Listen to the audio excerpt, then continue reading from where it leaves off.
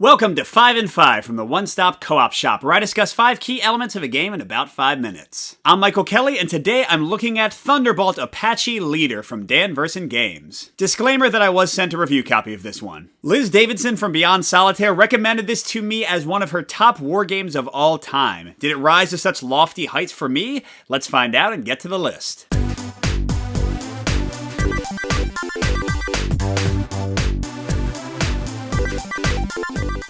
I'm going to start the review with a mix at my number 5, and that's focusing on both the sense of variety but also repetition in the game. And if you watch my Field Commander Napoleon review, which is also designed by Dan Verssen, you'll see a lot of similar stuff there in that there is some repetition in how battles play out, and you'll sometimes feel like you're going through the same motions again and again. That doesn't mean it's not fun to perfectly execute a plan and blow everything up, but it can get a little bit samey. But I will give the game credit, and this is what raises it up to a mix, that the different campaign cards and the events you can draw and the different years offering different materials for your war effort can make it feel pretty different sometimes. But I'm going up to a full pro for my number 4, a place where the variety does feel good, and that's in the attacking and battling in the game, and the different planes available and how they can kind of strike, like this one really high aircraft that can shoot just to its left, helicopters and Harriers that can hover in space and strafe entire areas, the difference between long-range missile attacks and independent homing missiles and bombs.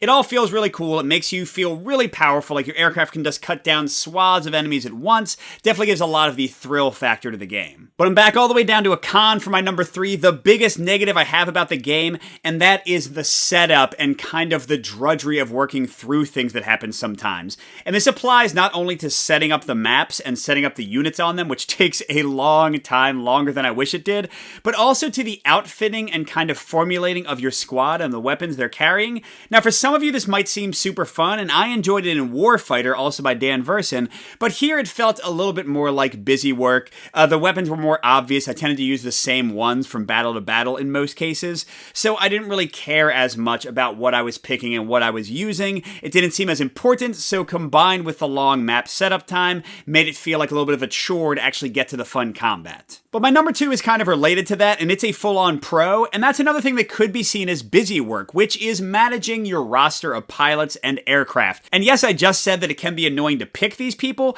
but once you have them and you have to deal with their stress level, and your best pilot might get too stressed out and not be able to fly anymore, and you have to sub in your green pilot and just hope they survive and maybe take a lesser result in combat, or your aircraft getting shot to pieces but you not having enough points to repair it, so you have to take a compromised craft into battle. All that stuff is great, and it really gives you this feeling of emergent storytelling and kind of managing and caring about a squad and getting really depressed when you lose your best pilot. It's a lot of fun. And finally, I'm going to end on another pro, and it might sound like kind of a weird one, but it's the elevation system and the ridges and how they affect movement in the game.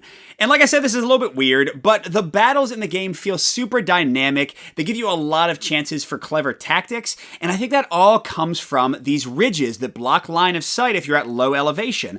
But you can go to high elevation to get perfect shots on whoever you want. But when you do, you're vulnerable because they can see you too. And even better, when you're at high elevation, you have the chance of pulling these tokens that'll spawn new enemies. So you've got this great feeling of moving around the board, and I love the movement, how you have to kind of choose your hex side at the end of your turn and then commit to moving there the next turn, and you're trying to dodge through these canyons, taking out enemies. I think that elevation system and those ridges is what brings this combat system to life, and it is a really, really good and fun one. Overall, I think this game will appeal to most wargamers, especially those who like tracking a squad through a series of missions and kind of building their own story. And even if you aren't a wargamer, this one still might be worth checking out, because the tactical combat and the clever moves you can pull off and the tough choices you have to make are a lot of fun to try. But on the other hand, you might want to avoid this one if setting up your squads and building out the maps doesn't sound like fun to you, or if you don't like randomness, because combat is die-based, although to be fair, you can mitigate it to where you pretty much always hit. And also, like most Dan Verssen games, this one is on the pricey side, and the components are just okay, especially the pilot art is kind of blah, but if you can get past that, it can be a lot of fun. Good gaming, and I'll see you at the next stop.